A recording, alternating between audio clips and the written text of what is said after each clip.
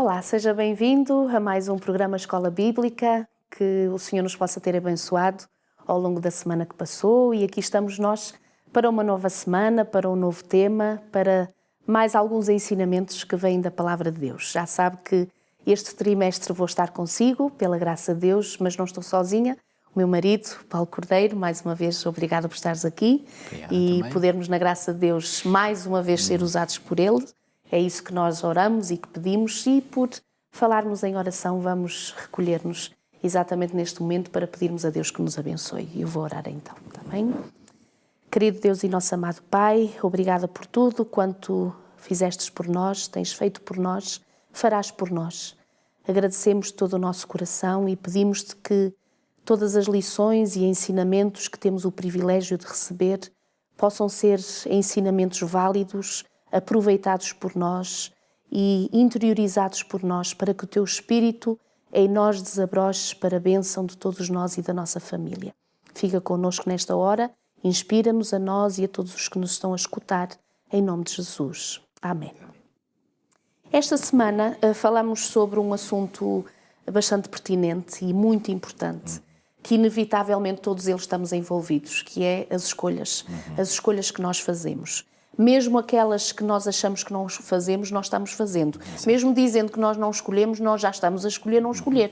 Portanto, já é uma escolha inevitavelmente. E achei muito interessante, para já, este versículo de Josué, em que ele, diante do povo, os impele a tomarem uma decisão, a fazerem uma escolha, quase que dando a entender que, mesmo que fosse errado, era preferível do que andar ali no meio termo, mas convém, ou como se ele quisesse dizer, inevitavelmente estavam a fazer uma escolha. Mas ele dá o seu exemplo. Eu e a minha casa, nós escolhemos servir ao Senhor. Quando falamos da questão de escolha, como aborda a lição de domingo, falar inevitavelmente de um livre-arbítrio, de uma orientação, de uma liberdade que temos ou não, pergunto, e é isso que convém nós explanarmos um bocadinho, sobre esta possibilidade de escolhermos e o peso que essas escolhas têm exatamente na nossa vida. Relativamente aqui a este assunto, Milô, infelizmente, e os autores, aliás, são um casal, corretamente referiram aqui na lição de domingo, existe uma teologia que é muito negativa e que já produziu os seus frutos muito negativos ao longo do tempo. Teve um dos seus principais defensores no reformador João Calvino.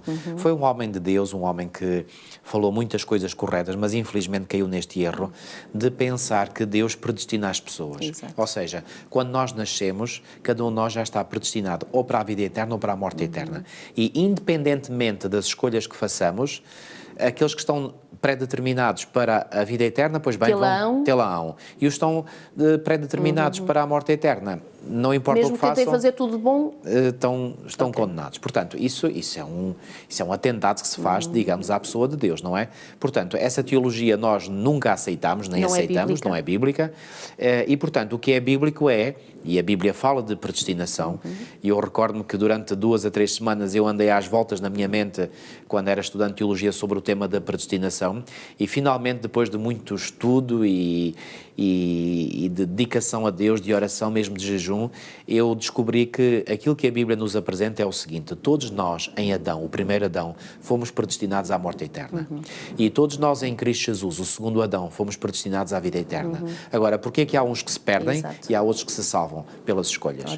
E aqui está a importância das escolhas. Portanto, a nossa escolha, as nossas escolhas que nós fazemos vão determinar qual o rumo que nós seguimos na nossa vida. E, portanto, daí a importância crucial que nós devemos atribuir às escolhas, porque elas têm mesmo essa importância crucial. Aliás, ao contrário de acharmos, quando se pensa em predestinação e realmente levar aquele peso grande de que uns são predestinados para a morte, é exatamente o oposto, ou seja, a boa nova é que o Senhor Jesus, através da sua morte, através da sua ressurreição, da ascensão ao céu, predestinou-nos à eternidade. Exatamente. Ou seja, à vida eterna, como filhos de Deus, adotivos de Deus. Exatamente. E, portanto, é uma boa nova. Exatamente. O sabermos que realmente esta salvação está disponível para todos aqueles Isso. que aceitarem, que escolherem fazerem esta opção de aceitarem esta oferta do Senhor Jesus. Exatamente. Eu gosto muito daquele texto de Deuteronômio, que creio que a maior parte dos nossos irmãos conhece,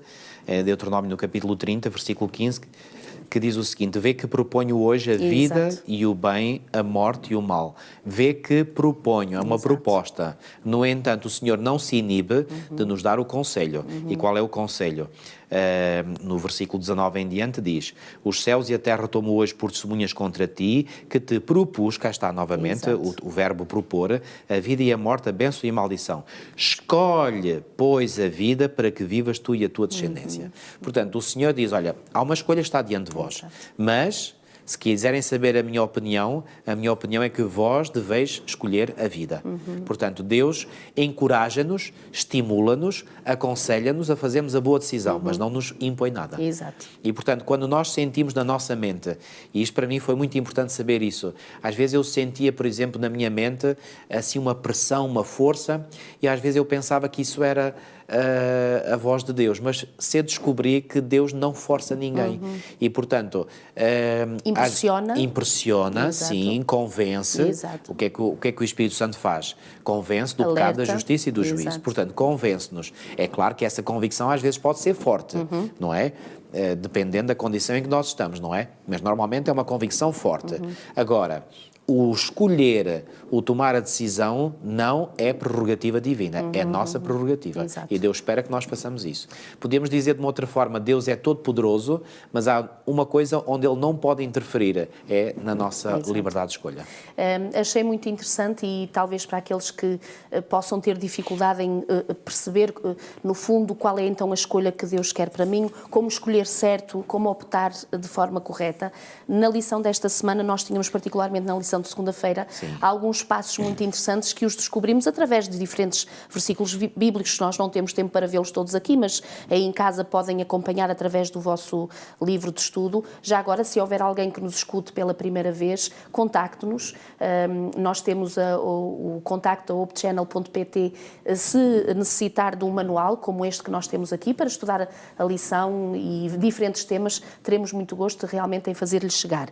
Mas, como eu dizia, na lição de segunda-feira vem todos estes itens e dados. O primeiro, por exemplo, imprescindível, que é para sabermos qual a escolha certa, orar. Exato. Orar ao Senhor, pedir que Deus nos conduza, pedir que Deus nos dirija. E sobretudo nessa oração pedir a Deus que nos dê sabedoria. Exatamente. Eu gosto muito daquele texto de Tiago 1,5, quando diz que se alguém pedir sabedoria, que Deus não vai dizer que não. Ora bem. Ou seja, se há oração que nós podemos ter a certeza absoluta e total que Deus responde de forma positiva, é esta. Exato. Nós pedimos a Deus sabedoria. Sem dúvida. E isso é tão importante para nós. E achei interessante que, para além de pedirmos sabedoria, muitas das vezes a gente até percebe o que é que Deus quer, mas não é só entender o que Deus quer, ouvir o que Deus quer, mas é importantíssimo praticar aquilo que Deus quer. Exatamente. Porque é imprescindível, no versículo que nós estudávamos, portanto, o ouvir e o praticar, aquela diferença entre aquele que faz a construção da sua casa na areia ou a construção da sua casa na rocha, é a diferença entre um que ouve e não pratica. E já agora eu leio Exato. mesmo, Milu, queres ver? Em Mateus 7,24, isto faz parte está no contexto do Sermão da Montanha. Exato. Diz assim: todo aquele, pois, que ouve estas minhas palavras e as pratica, será comparado a um homem prudente que edificou a sua casa sobre a rocha. E depois o Senhor, falando do outro homem, portanto, insensato, diz: e todo aquele que ouve estas minhas palavras e não as pratica, será comparado a um homem insensato que edificou a sua casa sobre a areia. É interessante que os dois têm uma coisa em comum, é que ambos ouvem. Exato. Porque aqui diz, todo aquele, pois, que ouve estas minhas palavras, ouve estas minhas palavras, e no versículo 26 também diz, ouve estas minhas palavras. O que é que faz a diferença? Exato. Um pratica, Exato. diz lá no versículo 24, e as pratica, e no versículo 26 diz, e não as pratica. Exato. Isto faz toda a diferença. Sem dúvida. E muitas das vezes a dificuldade em percebermos qual é o caminho de Deus passa por aqui. É que a maior parte de nós quase que poderíamos dizer que não há nada que a gente não conheça, porque o povo de Deus Deus, tem conhecimento da sua palavra, ouvimos-lo ao longo de muitos anos. Mas o conhecimento profundo, Milu, perdoa-me interromper, vai na medida em que nós pomos em prática aquilo que nós já sabemos. Exatamente. Eu gosto de comparar, por exemplo, com quando nós vamos, por exemplo, num carro à noite, num sítio totalmente escuro, pois bem, os faróis do carro iluminam até uns metros à frente, Exato. não é? E nós podemos queixar-nos, mas porquê que os faróis não iluminam lá mais para a frente? Pois bem, só temos é que fazer esse percurso daquilo que nós já vemos. Exato. E quando fizermos esse percurso daquilo que nós já vemos, nós vamos ver mais. Assim é com a palavra de Deus. Exatamente. Se nós pusermos em prática aquilo que nós já sabemos, Deus vai nos revelar mais coisas para a frente. E tanto que a palavra de Deus é comparada exatamente a essa luz, que ilumina os nossos caminhos, que é a luz para os nossos pés, que nos conduz, que nos orienta. Para os teus exatamente. pés. E a questão da confiança em Deus, ou seja, às vezes também temos dificuldade em perceber, nem sei se é em perceber, é mais em praticar, porque pode não ir ao encontro daquilo que nós desejávamos, daquilo que nós queríamos, e por isso é que também uma das orientações que vem na lição é confiar que realmente aquilo que Deus está aconselhando e o que está dizendo será o melhor para a nossa vida. Milu, num ou noutro ponto da nossa caminhada espiritual, nós somos confrontados com algo que está na palavra de Deus que vai contra os nossos desejos, exato. Os nossos prazeres, aquilo que nós gostamos. É verdade que nós encontramos muita coisa na palavra de Deus que nos anima, que nos dá conforto, que nos dá alegria, que nos dá satisfação, mas há outras coisas que é autênticas bufetadas Exato. de luva que o Senhor nos dá, não é? Mas nessas nós temos de ser humildes para dizer, não, se eu pela fé reconheço que isso é importante, então eu tenho que seguir, mesmo que seja contra a minha inclinação, e aqui nós temos que trabalhar contra as nossas inclinações. Nós não podemos permitir que os nossos desejos, as nossas paixões, o que for, leve o domínio, mas pelo contrário, temos que permitir que assim diz o Senhor, leve o domínio sobre as nossas paixões. Se Deus diz que é para ir por este caminho, então eu não devo ir por aquele, mesmo que me apeteça ir por aquele. Exato. Não, eu devo ir por este. Exato. E muitas vezes o caminho que Deus propõe é, como Ele próprio disse, um caminho estreito. Exatamente. E passa por uma porta apertada. Mas é o caminho certo, Exato. é o caminho seguro. E para além da palavra de Deus e da orientação que o Senhor dá, Ele também diz que somos privilegiados se tivermos homens e mulheres tementes a Deus, Exato. que possam ser nossos conselheiros. Ou seja, se temos um pai, uma mãe, alguém de família, um irmão de igreja, um pastor, alguém que saibamos e que reconheçamos que há uma dependência de Deus, Deus também dá a entender, pela sua palavra, que nessa multidão de conselheiros, que nós podemos ouvir aqui e ali, olha, se calhar aquela pessoa percebe-se alguma coisa na minha vida, se calhar esta decisão a tomar, aquele disse-me isto, o outro disse, se calhar é isto que o Senhor quer, é mais um contributo para entendermos Eu a gosto vontade muito de deste Deus. provérbio, provérbio que vem aqui referido na lição de segunda-feira, Provérbios 24:6, que diz que na multidão de conselheiros está a vitória. Há outras versões que dizem está a sabedoria. Exato. Mas uma sabedoria que leva à vitória. Podíamos até Exato. quase juntar as duas versões. Portanto, não é errado nós escolhermos conselheiros nos quais nós podemos, às vezes, receber. Mas tenhamos em atenção um ponto muito importante. Esses conselheiros têm que dar provas de que são conselheiros sábios. Exato. Ou seja, são pessoas tementes a Deus e que seguem aquilo que Deus diz. Claro. Eu não vejo muita sabedoria quando, às vezes, algumas pessoas confiam, por exemplo, a sua vida, por exemplo, mesmo profissionais da área, por exemplo, da saúde mental, podem não ter que não têm no a Bíblia seu... Sagrada como Exatamente, fundamento. não têm, portanto, o paradigma bíblico como seu fundamento. Exato. Isso é muito perigoso, porque eles não têm o referencial moral Exato. que nós temos e que conhecemos saber o que é o correto. Exato. É interessante que depois na lição de terça-feira não é por acaso que o Senhor diz cuidado ao escolhermos os amigos. Isso. A escolha, ou seja, os amigos que o Senhor dá aqui a entender, amigos esses que, ao conhecer-nos, achei muito interessante esta citação de Ellen White, que vem aqui, que diz assim, mesmo os melhores entre nós têm esses traços pouco amáveis e, ao escolhermos amigos, devemos escolher aqueles que não se afastarão de nós quando descobrirem que nós não somos perfeitos. O que é que isto quer dizer? Um verdadeiro amigo é aquele que, apesar de reconhecer as nossas falhas, isto pode começar no nosso próprio casamento. Claro, ou seja, o marido e esposa são marido e esposa, mas também devem ser os amigos que, reconhecendo as falhas de parte a parte, prosseguem, estão ali, resiliente e crescendo e ajudando-se mutuamente, e também um SOS dizer cuidado com os amigos que escolhemos, porque também pode haver amigos, entre aspas, que não têm o tal fundamento que tu falavas, que é a palavra de Deus. Exato. E não receberíamos bons conselhos. Não, aliás, a palavra de Deus é muito clara e podia aqui mencionar muitos versículos, mas vou ler aquele que é seguramente um dos mais conhecidos daqueles que nos estão a ouvir, que é a 2 de Coríntios, no capítulo 6, onde o apóstolo Paulo diz aí algo extremamente importante.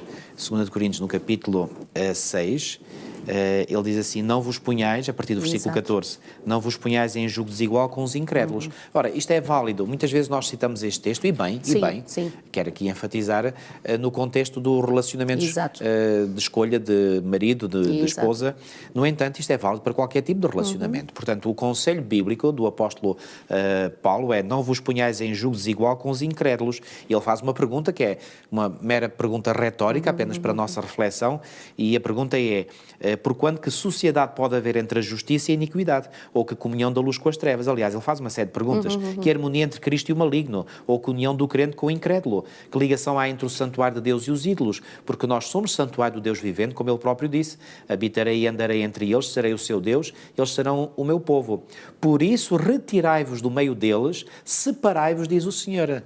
A injunção divina é para que nós nos separemos dos incrédulos. E aqui pode-se colocar uma questão: então, mas nós não temos de seguir o método de Cristo? E o método de Cristo não é dito na página 143 do livro A Ciência do Bom Viver. Ellen White não diz lá que o método de Cristo é o único que produz sucesso ao trabalharmos com os outros e que Jesus se misturava com as pessoas. Pois bem, mas há aqui algo que muitas vezes nós descuramos, e que é o seguinte: é que quando Jesus se misturava com as pessoas, por nunca ser, ele permitia que essas pessoas o influenciassem a ele. Ele misturava-se com as pessoas para ser ele a influenciar os outros, não para se deixar influenciar pelos outros. Ora, se nós nos misturarmos com os outros para influenciar os outros e não sermos influenciados por eles, aí está tudo bem. Agora, quando deixamos que os outros, os pagãos, os incrédulos, nos influenciem a nós, então aí está tudo estragado. E por isso é que esta injunção bíblica é: separai-vos, ok? Portanto, a própria lição esta semana também nos fala sobre esta questão da necessidade de sabedoria, que ainda há pouco nós falávamos, na escolha de um companheiro de jornada, de uma companheira de jornada. Ou seja, a escolha de um parceiro para a vida não é algo que deva ser tomado de ânimo leve, porque é uma das decisões mais importantes que nós tomamos nesta vida, que é escolher alguém para nos acompanhar nesta caminhada. E que, se essa escolha é sábia e é correta e fundamentada na palavra de Deus, será uma bênção, não só para esta vida, mas para a vida futura, mas particularmente alerta de que, se essa decisão não é tomada de acordo com a vontade de Deus, por julgos desiguais, por pareceres diferentes, por diferentes coisas, com certeza que não será essa bênção que Deus almeja, não é? E eu gostaria, a propósito de casamentos, de recomendar mais uma vez este livro que já apresentámos a semana passada, portanto, o Lar Cristão, ou o Lar Adventista, caso tenha essa edição. No capítulo 9, Milu, fala aqui, este título é muito sugestivo, podem ver: Casamentos Proibidos. Portanto, a palavra de Deus é extremamente clara ao dizer que não devemos juntar-nos, portanto, em casamento com alguém que é incrédulo. Foi essa a desgraça que levou ao dilúvio. Porquê? Porque no capítulo 4 de Gênesis nós temos a genealogia dos descendentes de Caim. Depois, no capítulo 5, temos uma maior genealogia, que é dos descendentes de Adão, mas pela linhagem de Sete, aquele que veio substituir, portanto, Abel, que Caim tinha morto. E o que é que acontece? Pois bem, a descendência de Sete, que eram os filhos de Deus, começaram a contrair matrimónio com os descendentes de Caim. E o que é que resultou? Resultou uma corrupção tão grande que Deus teve que, finalmente, trazer um dilúvio para pôr um travão na iniquidade, na onda de iniquidade que este mundo, do qual este mundo estava assolado. Portanto, é muito importante nós escolhermos corretamente, portanto, o cônjuge. E aqui faço um apelo a todos, principalmente os jovens, que estão em idade casadoira, não é? Para poderem ter isso em atenção. E pensem, amigos, não pensem que a vossa sabedoria é superior à de Deus. Não é. Portanto, escolham aquilo que a palavra de Deus diz e aí vocês farão a escolha correta. Se resolverem fazer a vossa escolha, pois bem, é à vossa conta e risco. Mas aí ireis sofrer as consequências e que podem trazer amargos de boca muito grandes. E se calhar eu até puxava um dos assuntos que tratamos exatamente na lição passada, que é escolher também conselheiros sábios. E todos os jovens que têm o privilégio e a bênção de ter um pai e uma mãe que sejam tementes ao Senhor, que os conhecem mais do que ninguém, o poder saber que os podem orientar exatamente nesta escolha. Olha, este jovem, aquela jovem, tu tens este atributo, aquele pode ter aquele, e eu sei que às vezes é uma faixa etária que a gente não gosta muito de ouvir os conselhos, mas é imprescindível ouvir os bons conselhos e os conselhos sábios. Quando Sansão chegou a casa e disse aos pais que queria casar lá com uma filisteia, eles fizeram uma pergunta ao filho, mas será que não há mulheres entre o teu povo? E às vezes eu dói-me, ó Milu, deixa-me dizer isto, eu dói-me quando vejo jovens que podem ser rapazes ou raparigas que têm, ou outros rapazes, os rapazes podem encontrar raparigas jovens dentro da igreja, algumas belas, bem dotadas, com grandes talentos, e vão escolher fora, e vice-versa. Isso pesa-me imenso no coração ver isso. Portanto, não sejais insensatos, meus queridos jovens, sejais sábios e fazei a escolha de acordo com aquilo que Deus quer e propõe. Quase no fim da nossa lição, também era interessante dar um toque sobre a questão que às vezes nos perguntamos, mas o que é que a nossa profissão ou a escolha do que eu vou fazer tem alguma coisa a ver com salvação? E é interessante que a lição aborde este tema e é muito importante que também passa por ser uma escolha na nossa vida, inevitavelmente. Os jovens estão a preparar-se para ter esta ou aquela profissão, fazendo esta ou aquela escolha, consoante uns, se calhar por talento e vocação, se calhar outros porque não entraram para ali e vão para acolá, tudo é uma escolha, mas é muito importante a escolha da carreira, da profissão. Sem dúvida. E todas as profissões, e gostava de deixar esta nuance, independentemente daquilo que nós possamos escolher, que Deus tem para nós orientado, porque eu aconselho vivamente que cada jovem possa com Deus procurar, Senhor, como é que achas que a minha vida útil pode ser vivida? E agora digo, para a honra e louvor de Deus. Porque toda a profissão pode ser dedicada, orientada para a proclamação do Evangelho, para trabalhar para o reino eterno. Não é só a nível do pastor, da proclamação da palavra. Se nós hoje estamos aqui, temos toda uma equipa técnica que está connosco, que não se vê, que estão do lado de lá e que nós agradecemos muito, mas que estão exatamente a entregar os seus dons, as vocações para o reino eterno, que estamos a pregar a palavra do Senhor. É muito importante a escolha da profissão também por um aspecto psicológico, porque se a pessoa passar uma vida inteira a fazer aquilo que não gosta, vocês podem imaginar que será um fardo terrível. E às vezes encontramos pessoas em alguns lugares que se nota que não estão ali por vocação. Eu vivi esse dilema, como sabes, portanto, no início da minha juventude, e para mim eu entrei em pânico, literalmente em pânico, quando descobri que estava a seguir uma orientação profissional que realmente eu antevia que não me iria agradar. E felizmente a bom tempo eu dei o salto fora e, portanto, hoje pela graça de Deus posso dizer que estou totalmente realizado neste ministério, porque faço aquilo que eu gosto de fazer. Exato. Nós agradecemos muito a vossa presença, louvamos a Deus por este momento em que podemos estar juntos e, mais uma vez, nós relembramos que temos um livro para si, ou para oferecer a alguma família, a alguns amigos, este livro de esperança para as famílias, que pode pedi-lo através do nosso contacto, da publicadora Servir, ou também acompanhar-nos na opchannel.pt. Foi um privilégio, uma alegria muito grande estar consigo. Se Deus quiser, vemo-nos na próxima semana e até lá.